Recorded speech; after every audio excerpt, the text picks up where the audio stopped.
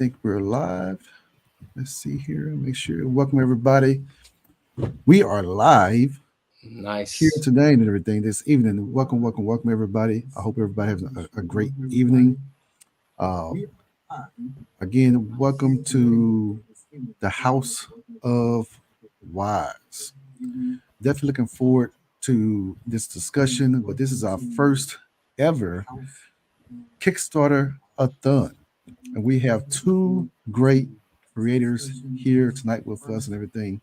And I'm very happy to have them in the house. But first, before we start, I'd like to emphasize, this has been a long time coming. This is our ACE initiative where we give access to indie creators, but also building community amongst the indie family and giving a little bit of exposure to these new creators and everything out there, looking to gain backers and pledges for their Kickstarter campaigns. So with that being said, I would like to open up and introduce our first creator here. I'll start with Nigel and let him introduce himself to the audience. Hi, good night. My name is Nigel Lynch. I'm from Barbados, and I am a writer and creator, and I've been in the comic book game for about 17 years, and I've done about around 15 or so titles. I'm a big fan of indie comic books, indie storytelling, and the creation of comic books. I just really get all excited once there's a project with comic books involved. If people come to me and ask for help and that kind of stuff. This is my first Kickstarter campaign, and I'll be bringing a book called Critical Ops Task Force, which is my first book with Acre Comics. It's a book about some mercenaries. Is kind of like a tactical adventure shooter kind of story. Think of it something like a mix between the movie The Raid with Extraction, that kind of high octane kind of action pack kind of storytelling kind of story. And also it's with another book which I was working on for about a year now called The Diary of the Stray Dogs, The Wounded 2. So this is a sequel to a campaign that I ran early last year on another platform, and since I had it finished, I kind of bundled it up with this campaign, and this is where I'm at right now.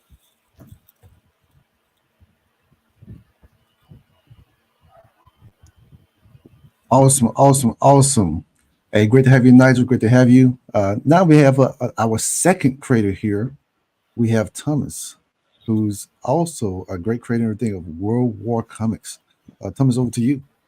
Yeah, I appreciate it. Thank you so much, Frederick. And I have read Nigel's books, and you definitely want to jump on that. They're amazing.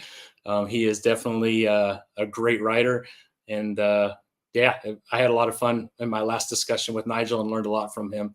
I'm much newer into comic books, so I've been writing for about a year. Obviously been a fan of comics my whole life, but we came out with Kingsville issue #1. We had a Kickstarter at the beginning of this year that was successful, that helped us bring forth Kingsville issue #2. We're currently working on Kingsville issue 1. We're working on issue 2 right now. It is almost complete. We're 5 pages away from being done, which is perfect because we're at the midpoint of the Kickstarter. And my comic is about a nation called Kingsville. It's an island nation north of the continent where about 30 other countries are. And within those 30 countries, there's a nonprofit, unelected group called the Alliance for Global Safety. And they've been gaining a lot of power by bringing different nations together to help support one another with trade, with safety, with all that good stuff. And the Alliance for Global Safety is led by a gentleman named Dr. Derrickson.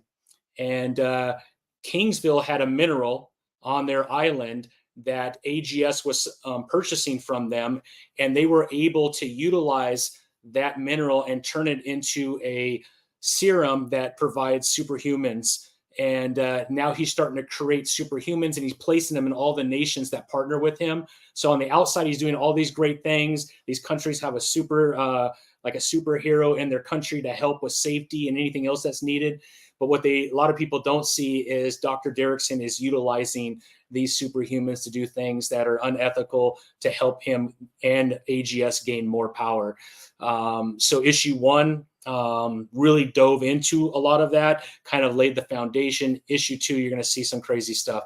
We're really excited about the characters that we developed. The first 2 characters that you'll see in issue 1 is Collapse. He's a large human being, and he could collapse into a puddle of liquid, which allows him to move pretty quick, go up walls. And then once he comes back into form, you don't want his fist to be in your way because he could take your head off. And then the next character that we created is Snapback. His arms and legs could shoot forth about 15 feet and they snap back. And he has these shoulder pads. I don't know if you can see right here. And they sit on his shoulder and it's serrated. So it comes to a point.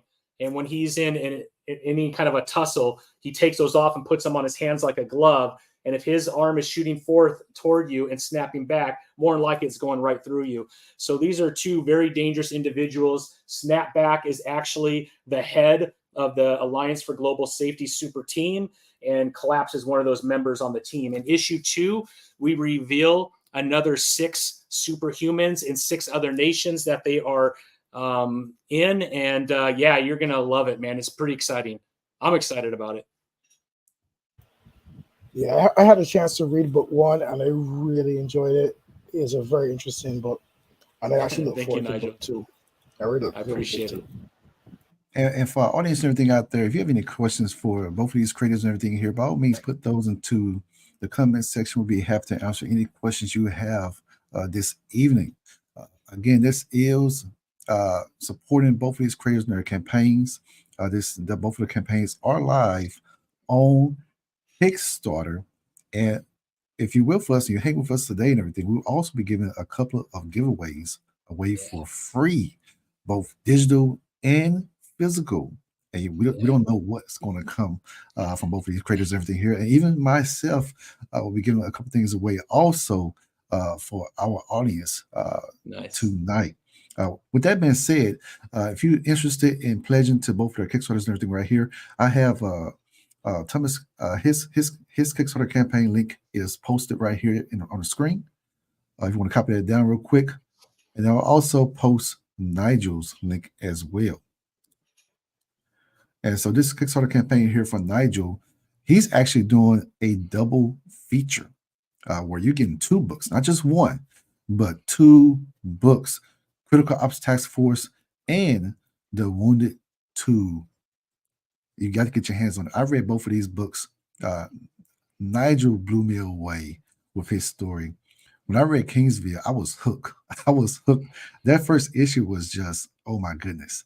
I'm telling you, folks, both of the campaigns right here are worthy of your backing and your support.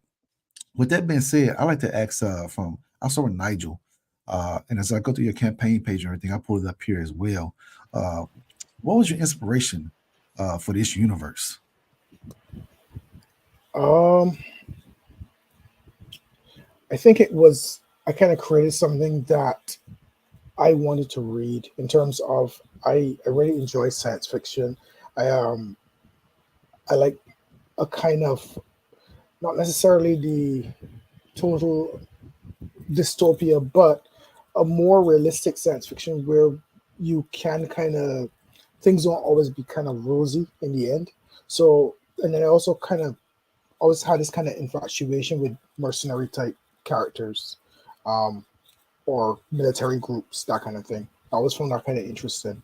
So when I created the universe, it was supposed to be centered around the main character from the Critical Ops Task Force, Douglas St. James. He's the main guy. And in the beginning, he was supposed to be the main character of the Diary of Stray Dogs book. And as certain events came around, that book was shelved for a little bit. And I went back to the drawing board and I actually looked at one of these side characters and started to say, well, what would her backstory be? And that's where I dived into the other character, Shani Belcourt. And because I was starting from the beginning, I started to create a backstory for her. And that's how the Wounded was born. So I still had this love to do the story for Douglas. So what I ended up doing was splitting the stories into two and have the origin of both stories, both characters coming up. So hopefully in the future, if I continue, the past will, kind of meet. I will kind of see what happens when the two factions or the two characters, which have two different personalities, actually combine. Um, so the two groups are slightly different. One group is a more tech science. Douglas is a super soldier. He has nanobots. He can heal from injury. He's more jaded. He's been doing this for a long time, so killing doesn't mean much to him. While Shani is a character that everything seems to have gone wrong in her life. So she's faced with more sorrow. She's a character from the Caribbean and she's kind of pulling herself up from the bootstraps kind of thing. And her story is a little bit more personal and it deals more of her life and surviving certain traumatic things that's kind of happened to her. So it will be very interesting to see when these two characters, their paths cross, how they will interact and what the story would be like. Um, so the universe is kind of drawn from a lot of things. Things like my favorite movie is like Elysium, and I like the whole Blomkamp feel of his kind of science fiction. The feel kind of real, that kind of almost realistic kind of feel. And then movies like Extraction. I like a lot of video games. So I kind of just poured all the things that I kind of like into this project. Um, Even some older movies, like I was telling someone about Universal Soldier, and it kind of showed my age because it was like I don't know who Universal Soldier is, and that was a very big movie when I was growing up, like in the 80s, with Van Damme and what's his name, Dolph Lundgren. So and those were the first kind of super soldiers that I kind of saw. So I kind of just pull things that I like. I'm a big fan of science fiction, and I just wanted a world that kind of embodied a lot of that. So, can you give the audience a little bit of context to the artistic style that you selected for these both of these books? Because both of these books, artist wise, are completely different, and Mm. they're great in their own right. And like I said, it really drew me into both of the stories and everything. The aesthetic of both of those books and stuff are just fabulous. They're great. I enjoy both books. One is it has like a different palette, where another one is kind of you get that cyberpunk feel and everything too. It's electric, it's eccentric. Uh, it's just vibrant. The colors are just Yeah, popping off the yeah, yeah, page. yeah. Can you go into a little bit of that backstory for your artist standpoint? Right. So the book is more of the cyberpunk book, which you'll be talking about would be probably the Diary of Stray Dogs book. This is more, it's more colorful, more bright. The artwork is a lot cleaner, that kind of stuff. And this was done by Juan Carlos Francisco. He's an artist out of Spain, and this book too was colored by Miriam Yasser, and she was a colorist I had to kind of pick up after I lost my main colorist to your project. Um, he was working on Magnus at the time, uh, King Bolo. He Being did my still first. KB, my Yeah, man. yeah, yeah. So I lost him, but with everything in this business, um, every negative that you get, you sometimes could get a positive out of it. So by losing him, I actually discovered another artist, another colorist, and it's kind of good to have two good colorists in your pocket, kind of thing. And she literally kind of like pulled.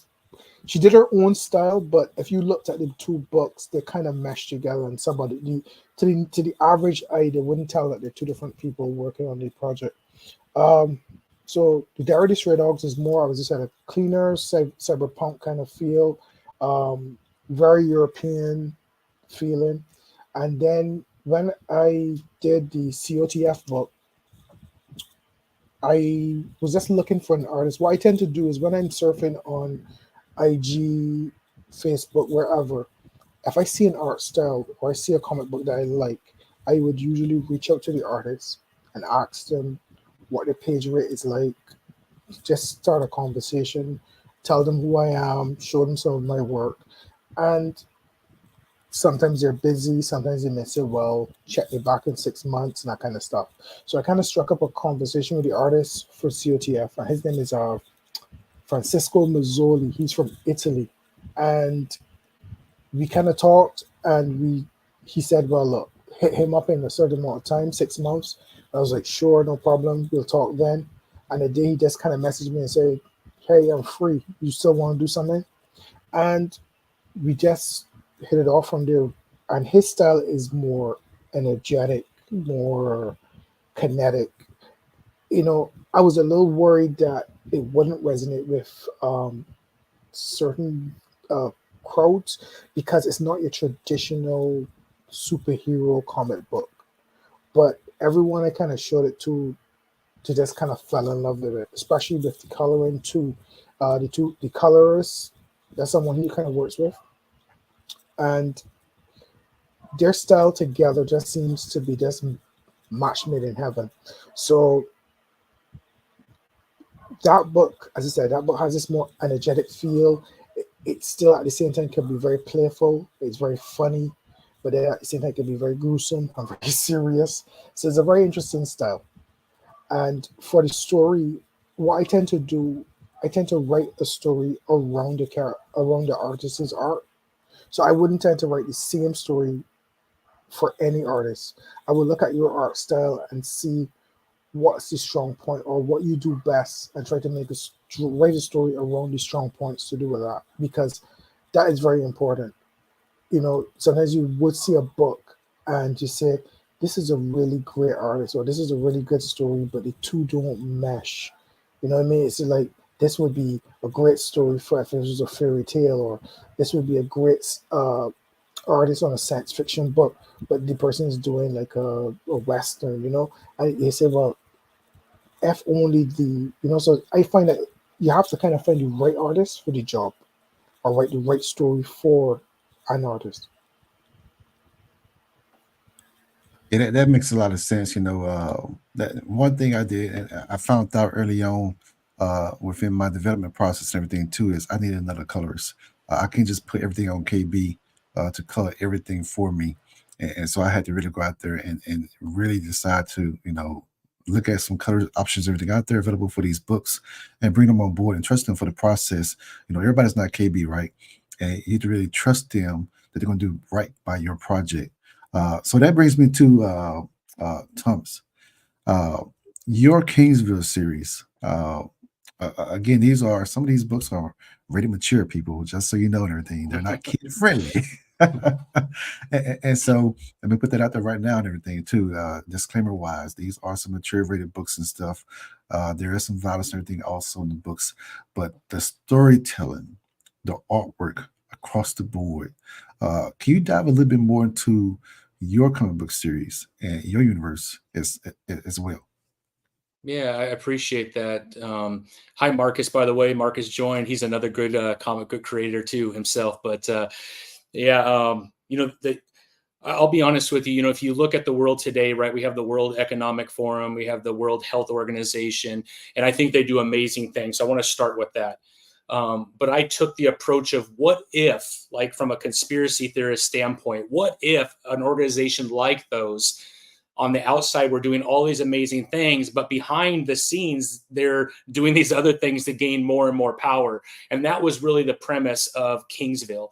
And then I built a world around that. And because I'm taking from something in our world, I purposely made up in a whole new world with new names, new countries, because what I didn't want to do is offend anybody that might be from, you know, a certain country. And then I'm talking about them doing all these negative things behind the scenes. So I didn't want to come from that aspect. So I created Kingsville, which is fictional. I created all these other nations that were all fictional. And I did that on purpose because if you think about it, you can relate the story to maybe something that's going on in the world from a conspiracy standpoint, right?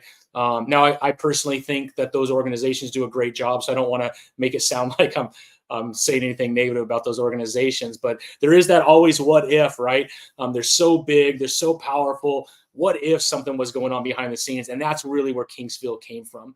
So I had a lot of fun. One of the fun parts, but one of the difficult parts is coming up with 30 different names for 30 different nations and then capitals for all those nations. I will tell you that took longer than almost writing the comic book. You know what I mean? So I ended up taking like cities that I was raised by and using those as some of the capitals. So in California, in Northern California, we have a Clovis, and Clovis is the capital of one of the nations in Kingsville. So those type of things I did. But yeah, it's a lot of fun and I really enjoyed it. And then obviously creating a bunch of different figures or characters on the superhuman side was a lot of fun.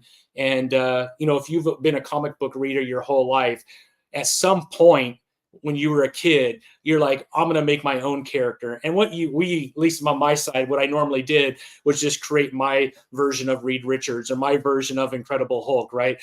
But that was the starting point of developing your own characters.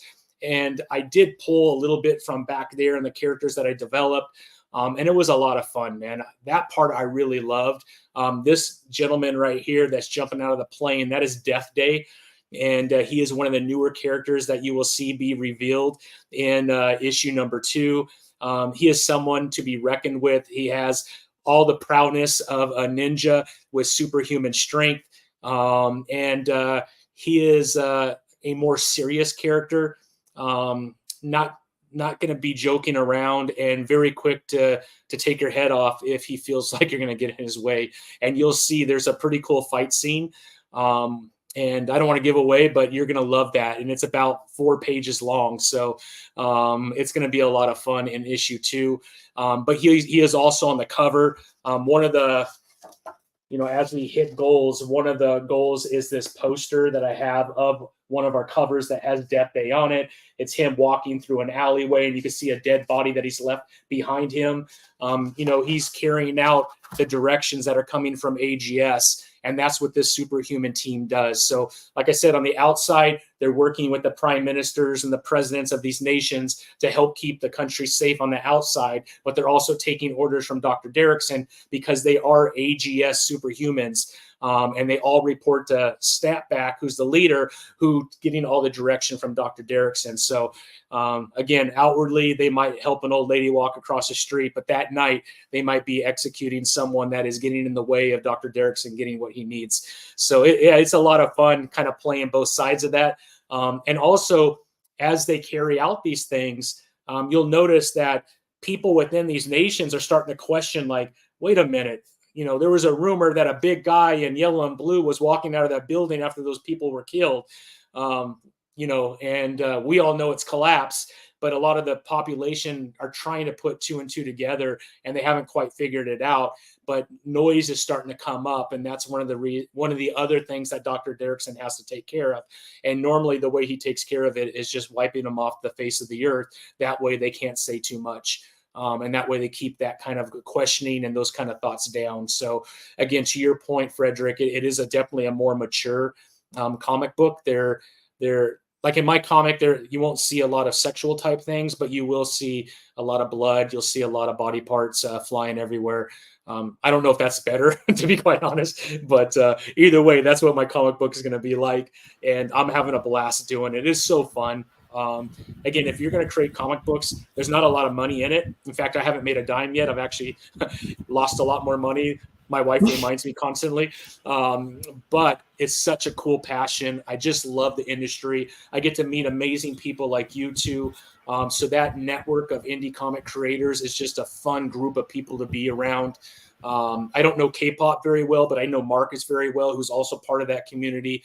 It's a blast meeting all these amazing people and amazing talent out there. And just to be able to say I'm part of that a little bit is quite proud moment for me, to be quite honest. Can I ask a question?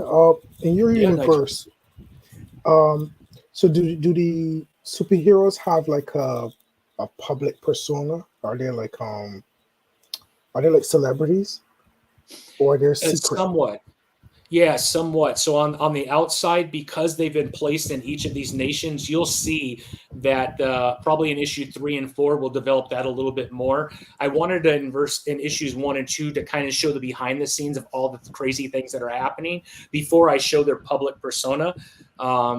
because I like that better, because now when you look at them as a reader, you're going to hate them, and you're not going to understand why the public isn't seeing what you're seeing, but they can't. They don't know what's going on. But you as the reader will know what's going on.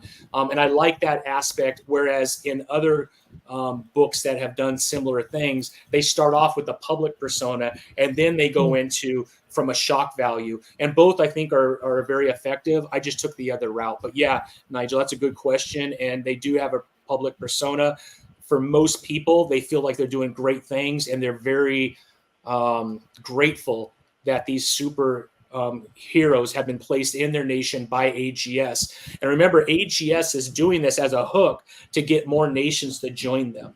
And as they get more nations to join them, over time, they'll be indoctrinated with everything that Dr. Derrickson's doing. And you'll find that some of the nations who have been there the longest are actually right in on it as well, trying to gain more power through it. And some nations are kind of ignorant to what is going on, but they're part of AGS as a nation partner.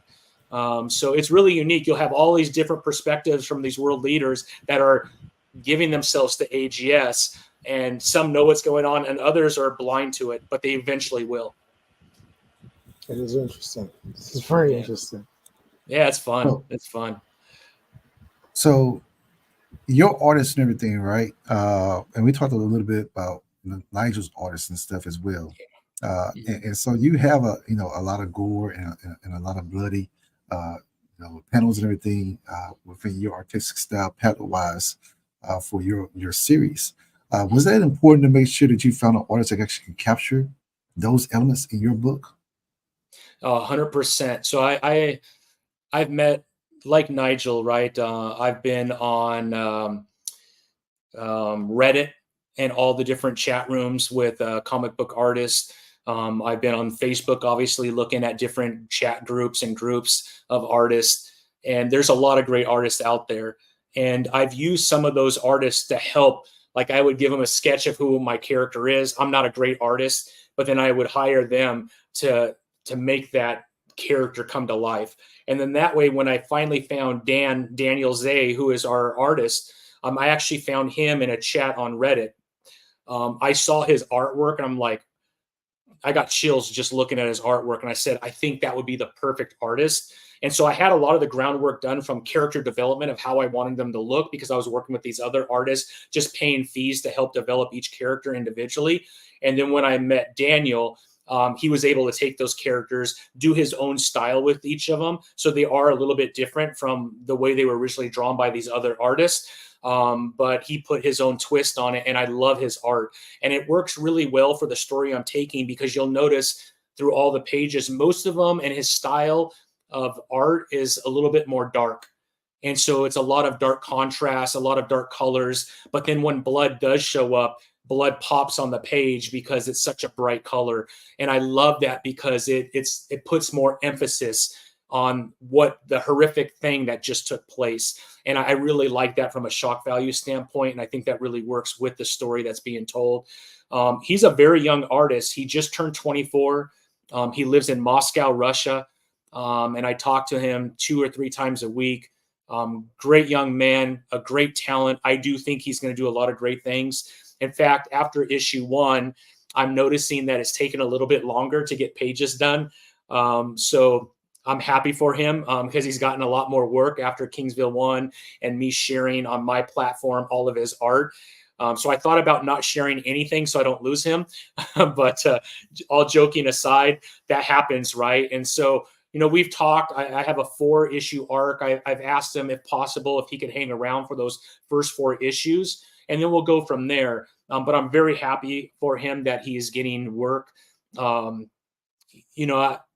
The economic situation in Moscow is much different than it is here in the U.S. And my assumption is he's making pretty good money for a 24-year-old living in Moscow. And I'm very happy for him. And that's another awesome thing that we get to experience, is watching someone become successful, not necessarily someone maybe in your same community, but in a community on the other side of the world. I've worked with Brazilian artists who have done the same thing. And it's just, I don't know, it's really cool to see them have this amazing talent and then be able to find work in the U.S. while not having to come to the U.S., which I think is pretty cool. Yeah, All right, that's good. I could kind of speak on that too in terms Yeah, of Nigel. as Yeah. an indie creator. One of the things you're kind of faced with is how long will you have certain artists, colorists, stuff like that, because Yeah. of the nature of how long it takes you to gather funds between books, Yeah. or time frame before you start production again.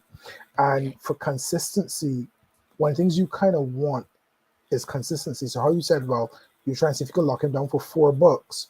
Yeah. That's something that I was trying to look at. So I tried to talk to my artist and say, well, how long do you see yourself? Can we do this? So I could kind of lock down my story to fit within an arc with one artist. Because Yeah. I find one of the things that's kind of jarring is when you like a book and then when you come to get the sequel the next year, it's a totally different team.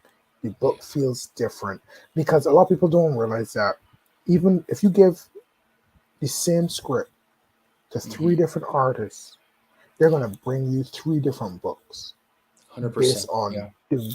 their perception, the way their style is, the way how they see it. Some people may change their panel. Some people are going to follow the script down to the T. Some people are going to ask you a question and say, can we change this up a little bit? And everybody has a different style. So sometimes when they change artists between books, it just changes the entire style of the book. Yeah. Sometimes for the better, sometimes for the worse. So that's something that we as indie creators kind of are faced with a lot. Yeah. It's scary, to be quite honest, for that reason, right?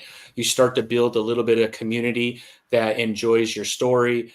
The story's out there. And then all of a sudden a new artist comes in. And remember, the artist is telling at least 50% of the story, if not more, because the visual has to be able to speak to the story, because we're limited by panel, we're limited by page, right? And I got this feedback too, because I did my font in the first issue a little bit bigger. So I've actually remastered it and made it a smaller font, because I didn't want to take away from the art. And so that was something that I learned, because the art is so important in telling the story. Because the impact of your words in such a small area, sometimes you can't make the impact you want. So you're really relying on the artist to be able to make that impact for you.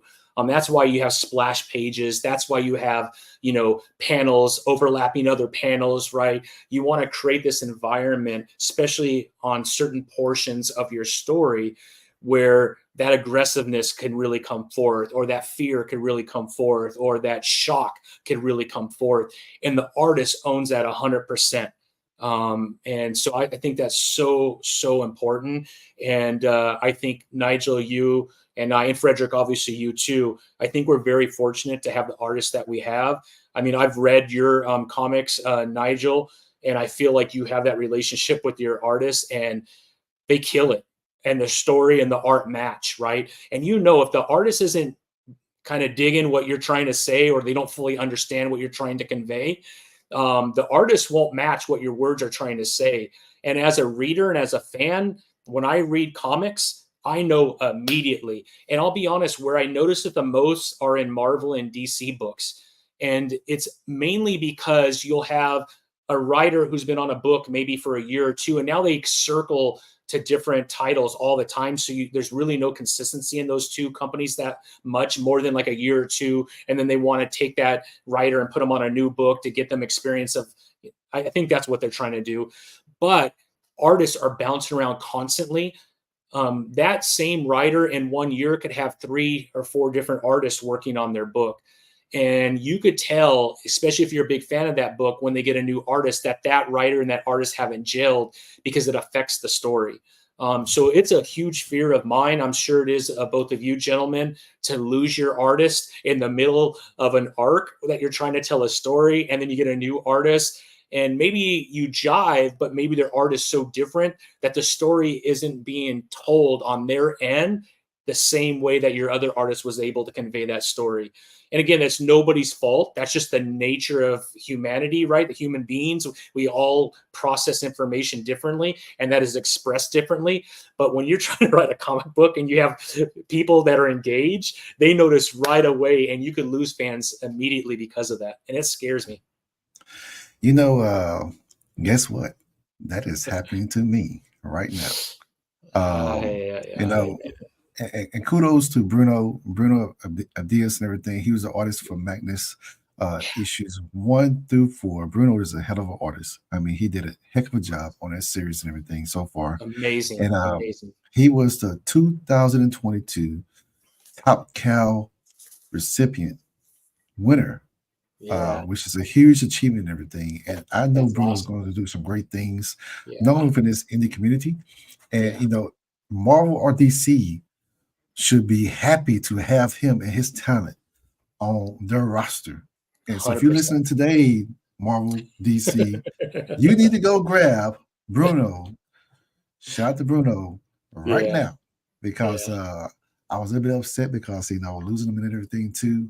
And I yeah. was very selective on trying to figure out, okay, who can take the baton and continue the fantastic art that he has generated for this series.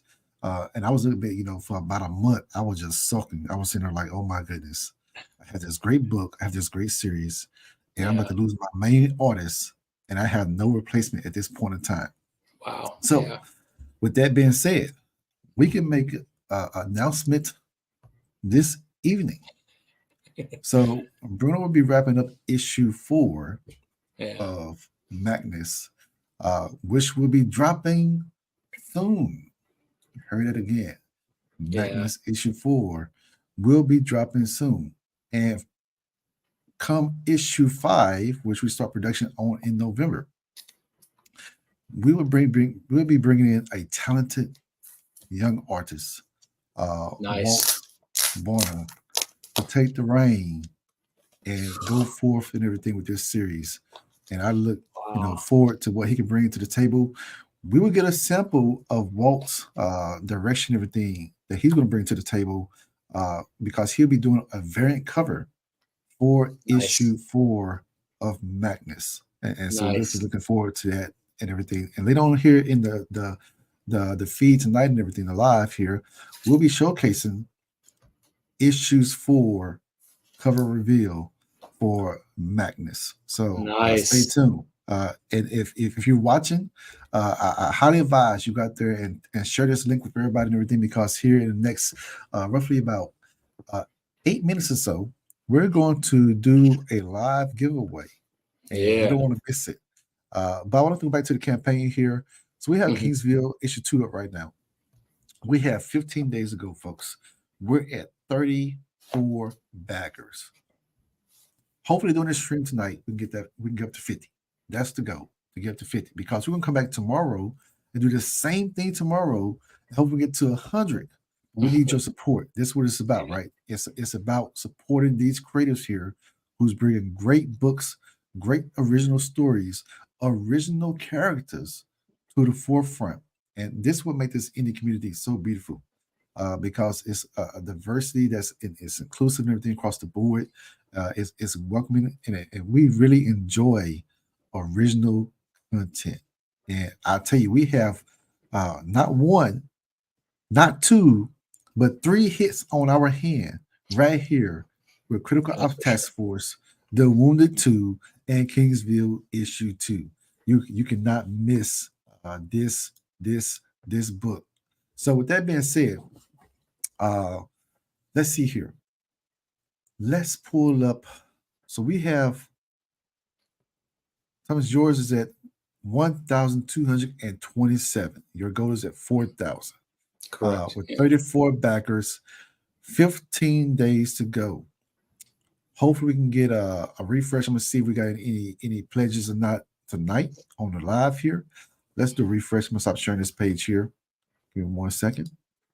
And I will see if we have received any pledges during this feed tonight for any one of your campaigns.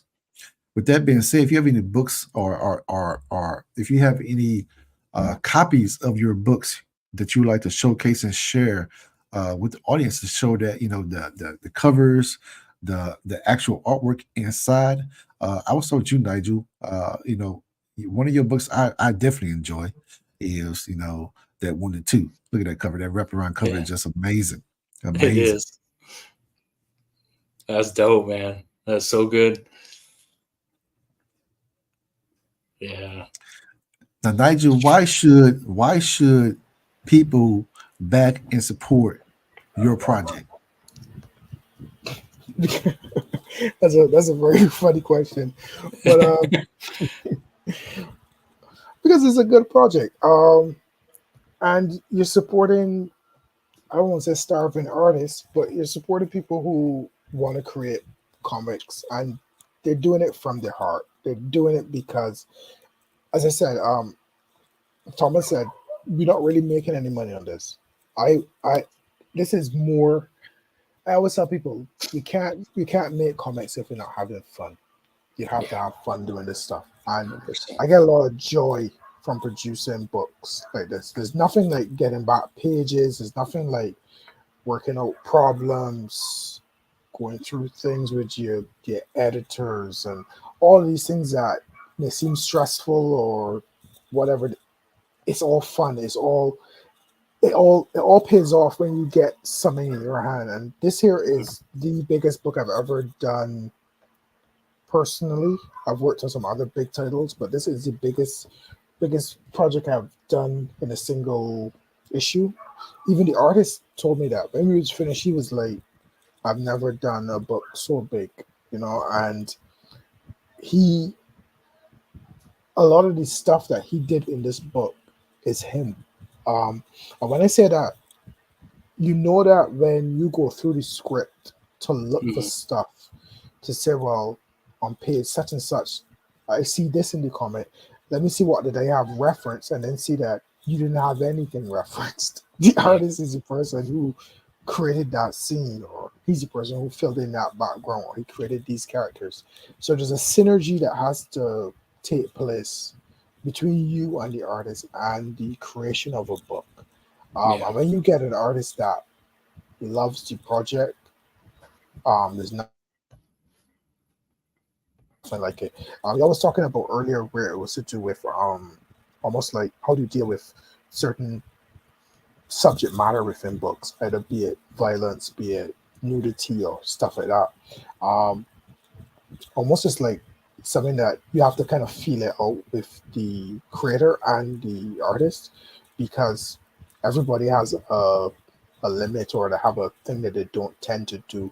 And sometimes what would happen is you will say something on a page, or you write a page, or you write a scene, and then the artist will do it, and you can kind of see, well, okay, he did it this way, so maybe this is how he would want to do this, or he's okay showing this and that kind of stuff. And as you work together, you start to realize where that limit is, or he would know, like, so then you say, well, this page is going to be a bit gruesome, and I'll be like, I have no problem with it, go Yeah. for it, you know what I mean, that kind of stuff. um So I would say the reason why to back these books is because these books are passion projects, and there's nothing like supporting a project. We want to get these books into your hands. We want to get these books out to you. I want to hear the feedback from the audience. I want to hear, there's something like, if I had to sell 100 books and nobody ever came back to me and said anything, I would rather sell 25 and have 10 people come back and talk to me and discuss the book, that kind of thing. I'm doing it for the fans. I'm doing it for the community. I'm doing it to hear the feedback, to see if they enjoyed it, that kind of stuff. So, and that's something that we as creators in this time, we take for granted. Um, there isn't a creator that you can't get a book from on Kickstarter that you can't reach out to and say, hey, I enjoyed your book, or I didn't like this page, or you made a mistake on this page, or what is the meaning of this and this. And they will, most of them will get back to you. 90% of them will come back to you and talk to you and say, well, this and this, you know what I mean? So we're in a situation that when I was growing up, there was, aside from the letters in the back of the comic books, there was no way for you to reach out to your favorite creator. You know what I mean? Who knows if your favorite creator was the person who was answering the letters in the back of that book? You know what I mean? Yeah. So we are in a time that the community and the creators could really touch base, That's important. Oftentimes, when we do the campaigns and everything, people think it's always about the money. And you're right, it's passion that goes into these projects because we enjoy not only reading comic books and everything, but also we enjoy creating comic books to where we want to give, our stories and everything to a readership that want to enjoy it as well. And this is not about the money. If you're here to make money, guess what? You're probably in the wrong business, folks. You probably ain't gonna be a millionaire overnight, making comic books and everything. But I guarantee you, though, the success you get is when you walk by a coffee shop and you see your cover on that table when somebody's sipping coffee and everything, and they're reading your book, and they're That's they're awesome. smiling, they're laughing, they're just feeling something inside of them that material is resonating with them. Uh, then you are a successful writer, you are a successful creator. Your creative team is successful because they was able to make that person feel that way when they read that book. That's why we do it. We get the joy out of creating these comic books and everything because like I said, when I used to go into the store or when I would sit there and watch certain one of the cartoons and everything, you had to ask yourself this question: why did you run home after school to watch the next episode of Dragon Ball Z? What got you to that point? Because you found something that was fulfilling, something that was that made you very exciting. This is what comic books do. Comic books are exciting. There are medium and everything that actually where you can sit down, relax, unwind a little bit, and just digest into a new universe, a new story. And so both of these creators here have done a masterful job of delivering a story that will resonate with their audience. And the one thing we're trying to do right now is we're talking about the community aspect is building community. And that will help us out as creators.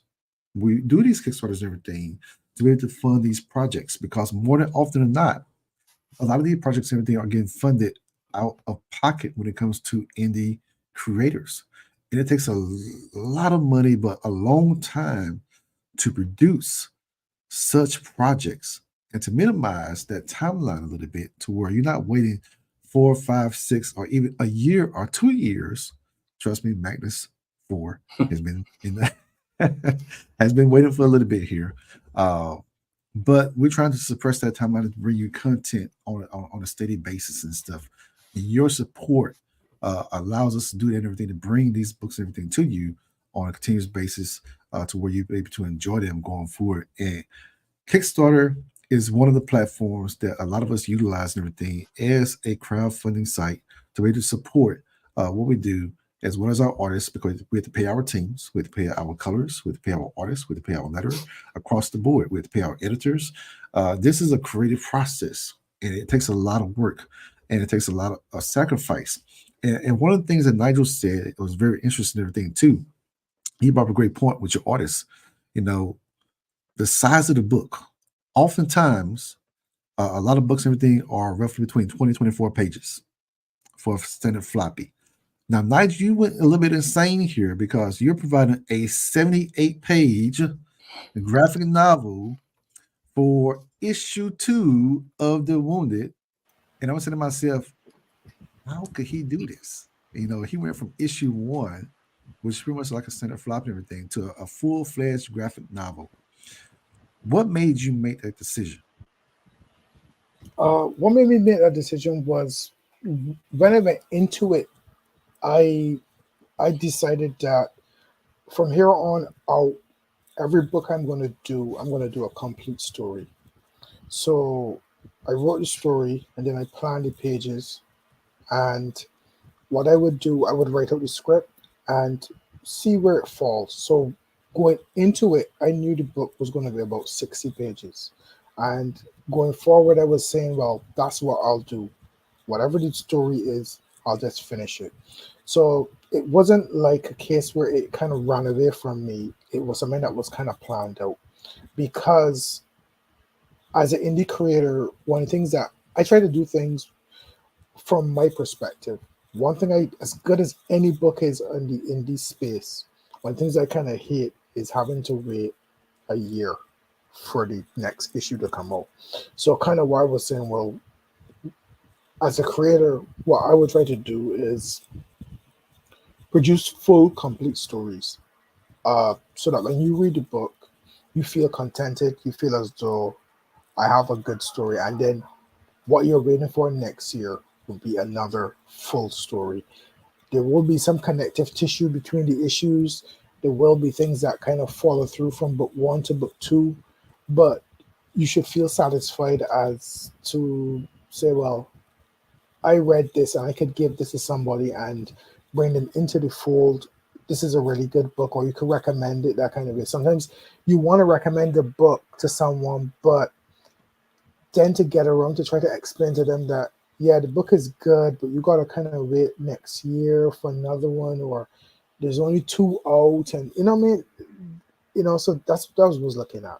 So in my planning, I went into it knowing that I was going to produce a big book. And what I did was I kind of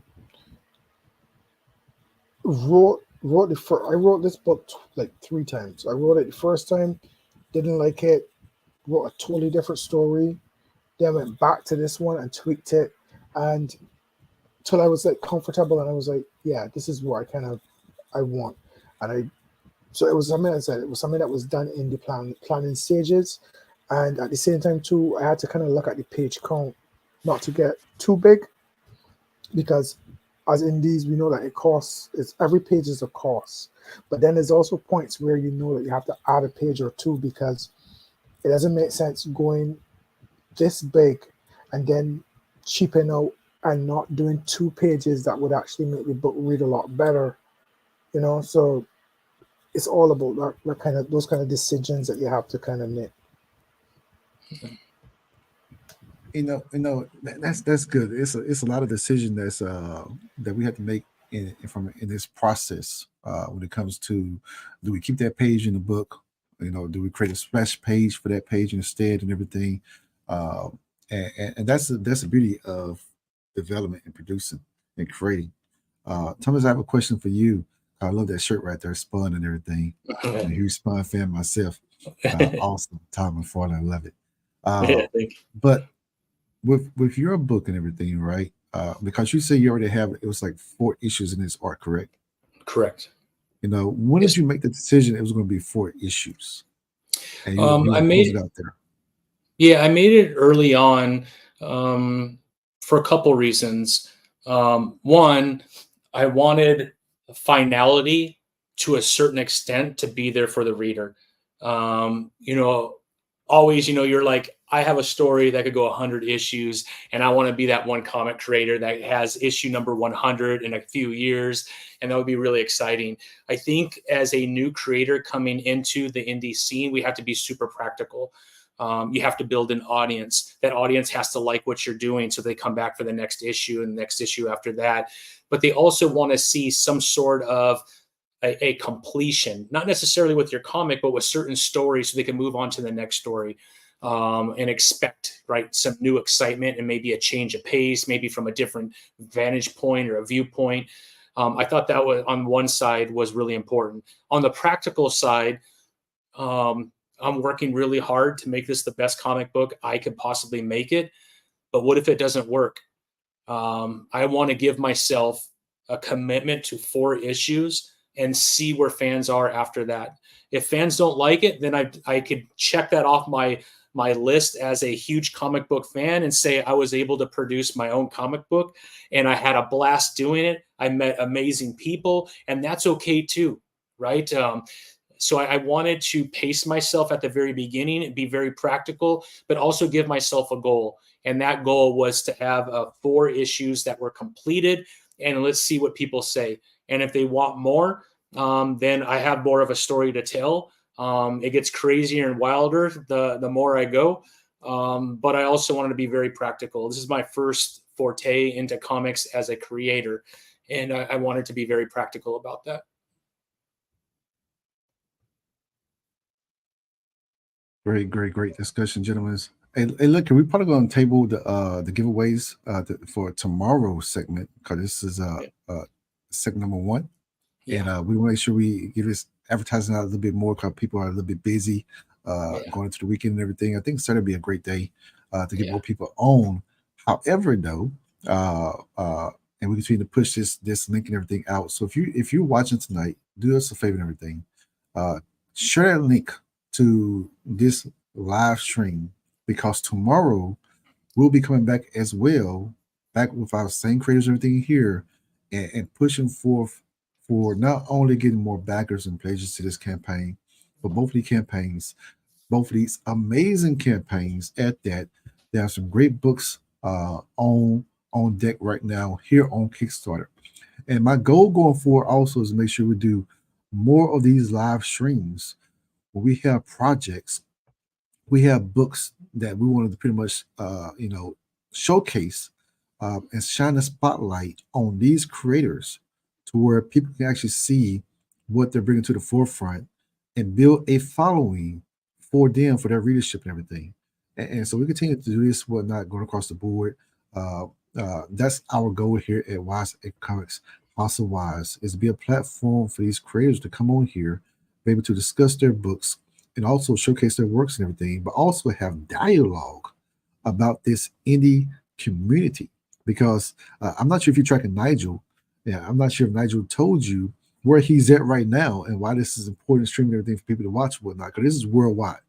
YouTube is a worldwide platform. StreamYard is a worldwide platform. Nigel, if you can you get the audience a little bit of context of where you at right now, where you're from? Oh, I'm from Barbados. It's an island in the Caribbean.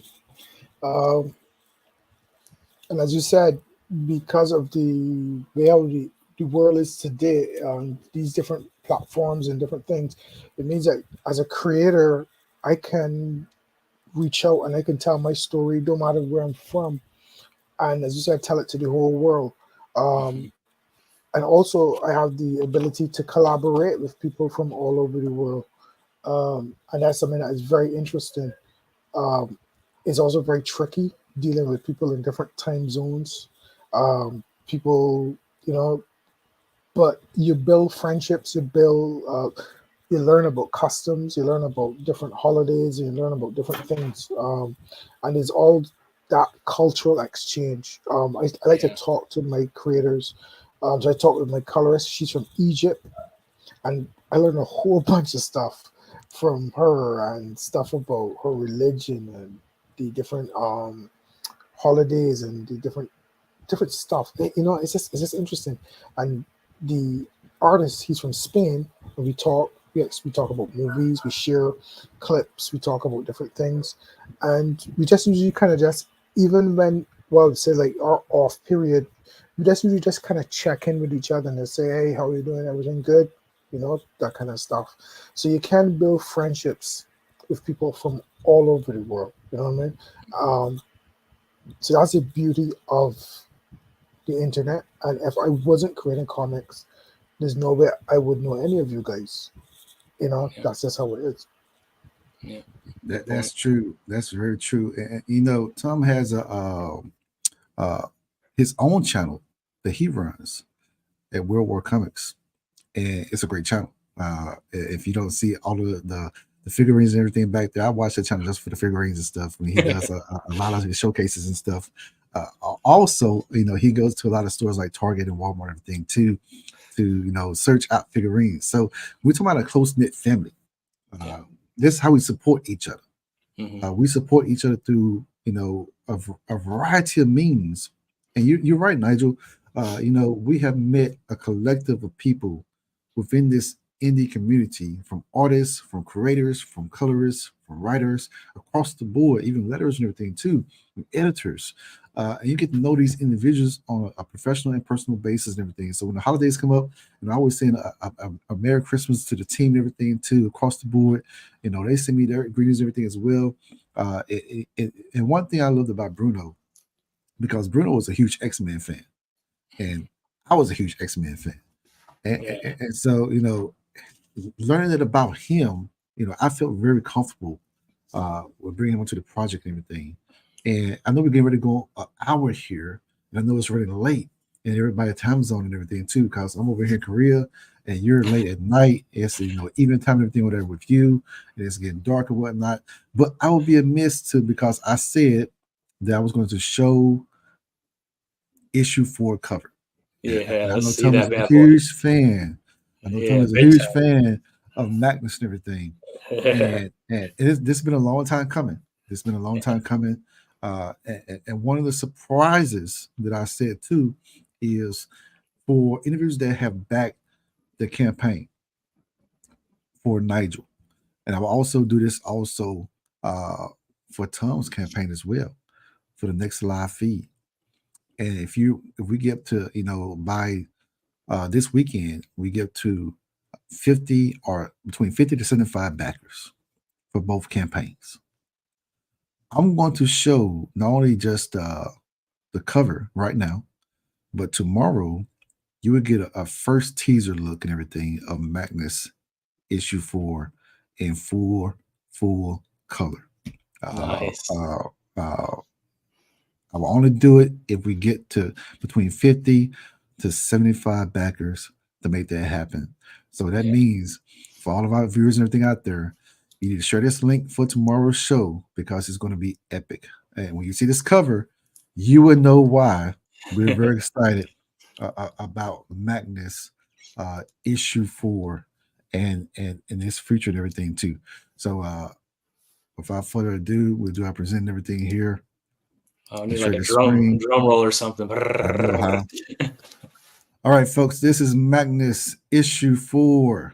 This is the cover for Magnus issue 4. Oh, my goodness, this man. cover was produced and created by my esteemed artist who did Crisis also, Rum Silva, who did a hell of a job and everything on this cover. This is the first look for Magnus issue 4. And there's a theme here, as you see everything. We have introduced a couple more characters. This is going to be a family-centric family affair for this issue and this story. And created by myself, written by Devin R. Scott. Bruno did a hell of a job everything on the colors, inks, with the inks and the pencils, and KB King Bola. We stole from Nigel. Yes, Nigel, I'm sorry about that. His colorist then? Wow, man, Frederick. Nigel, you gotta be taking notes, my friend. We brought King and everything in. That's awesome. It's an interesting story and everything because I ran through my feeds and yeah. I saw this color palette and I was like, man, this color is awesome. Like, who is this guy? Awesome. Why? It was just on Facebook. And I was just going through my feeds and everything. And I was like, and I didn't know at the time that he was Nigel's colorist until I read The Diary of the Stray Dogs, The Wounded One. And I was like, I looked at the credits and I was like, you gotta be kidding me. I'm gonna sit here and I'm gonna steal Nigel's colors and everything because I'm like, well, he's gonna make some more money. At the end of the day, he got two creators here. He can work with and everything too at the same time. But King Boda did the colors and everything on this book as well, and the colors are just fantastic. When I did a concept for this book cover and everything right here, I remember I covered everything from that had Thanos kind of like in the background, the backdrop. Mm-hmm. And I was like, man, I need Anik to have a menacing background look without him being, so in the forefront of everything. And I tell you when I did a layout for this cover and gave it to Rum, I said, Rum, this is the layout. This is what I'm on. This is what I want and whatnot. I need some cosmic flair and everything in here. But I want the family to be at the forefront of it. And with Magnus and Michaela, and Michaela is one of the newest characters and everything that we're introducing in issue 4. So she's gonna get a little bit more story elements and everything too. But you will see them, a whole new level when they come out from the Orishas in issue 4 as well. And so we're very pleased and very proud to make this announcement and everything. Magnus will be dropping here soon. And we're looking forward to getting this book in everybody's hands. But before that happens, though, you need to get your hands on both Critical Ops Task Force as well as The Wounded 2, and also you need to make sure you pick up Kingsville. You would not regret any of those books whatsoever. Those books are standout books, great reads, and these arcs and everything for these stories within indie comics, it was a must have. Is a must read. And with your support on both Kickstarter and through following them on their social media accounts and everything from X, from Twitter, not Twitter, but Facebook, from Instagram, or even TikTok and everything. I know we get used to Twitter not being there anymore, right? Yeah, I still call it Twitter, man. I know my thing right here has a little bird and everything on there still. Yeah. But with all of these platforms that we have available to us and everything, it's building a community, a readership of people that enjoy indie comics. I can tell you right now, indie comics is not going anywhere. It will always be here because there will always be an audience that enjoys reading books. Gentlemen, I appreciate this. Has been a great conversation. I'm definitely going to post this not on YouTube, but also across social media and everything too. People really need to hear not only your stories, but this great dialogue that you have offered this community on various different topics. And we need to do this often. I would love to have you on again as I continue to ramp up this page and everything. I'm kind of getting out of the creative mode in a way, but also trying to find ways to build the platform out, but also showcase not only these creators, everything like yourself, of what you're bringing to the forefront. Because I tell you, when I back a Kickstarter, I'm very selective on what I back and who I support and everything. To the same time, I look and see what really grasps me from the onset. And both of your books and everything have grabbed hold of me, and have I'm going to continue to be a supporter and backer until you finish creating these books and stuff. All right, so that's a guarantee. With that being said, though, we will be back the same time tomorrow at this same time live on this channel here, the House of Wise. And if you can, give us a follow at Wise Acre Comics, or again, you can follow World of War Comics. You can also follow Nigel Lynch on their social media accounts as well. And I guarantee you will find something very grateful and everything when it comes to their artwork they're posting, their books and everything they're posting, the pages across the board. And then we go live on Instagram, and I'll probably jump on live here shortly and everything to kind of catch the West Coast audience for a couple of promos, everything as well. Trust me, we do a lot of lives, everything on there. There's great conversation across the board. And you can always catch Thomas and everything at Walmart or Target. Grab one of those figurines, everything. Spun, the whole 9 yards and everything. Yeah. That you see in his background right there as he does the open. But he also do, when he Kickstarter campaigns come to it, deliver and fulfillments and stuff come to this house, he also does, live openings and everything too, where he showcases the books that he received from that he has pledged and everything, and supported these indie creators as well. So this again is a great opportunity, everything to be a part of this community, and we look forward to having you and seeing you tomorrow as we do some giveaways. Trust me, I might be giving away a figurine. You just don't know. You might want to make sure you come and join us and everything. Any parting words from both of yourself, Tom and Nigel? I just want to say thanks for the opportunity, and as I said, I try to enjoy even this campaign. This is the first Kickstarter I've done, and I'm learning a lot, and it has been very interesting. So hopefully for my second campaign, it'll be a little easier. I'll probably take some of the knowledge that I've learned, some of the fans, and some of the connections, and move on to bigger and better things in the next campaign. So I just try to take everything in this whole comic book creation thing as in a learning experience. So that's it. And to the people who have backed, thank you very much. And if you could share to anybody who you think would be interested in any of these projects. and give me any feedback if you have backed any of my projects before. Yeah. Tell me what you think. Tell me what you like, what you don't like, anything. And give me a follow. Thanks. Yeah. And likewise, I would just say thank you. First, thank you, Frederick, for allowing me to be part of you and Nigel tonight, to be able to kind of share Kickstarters and what we're doing. I really appreciate your support. And then obviously anybody that supported me in the past, supporting me now. I can't tell you how much we appreciate it. Without you, it's very difficult to get this done.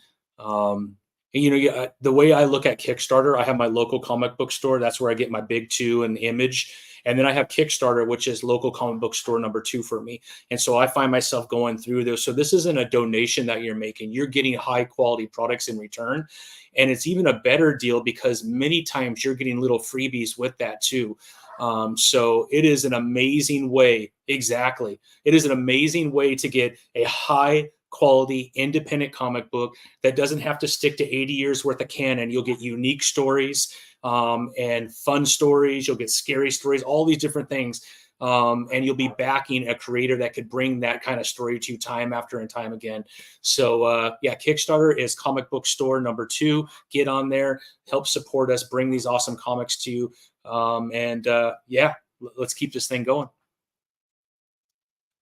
All right, gentlemen. Hopefully we see you tomorrow and everything. We'll be going live again at the same time. I wish everybody a blessed evening and night. With that being said, this is the House of Wise signing out.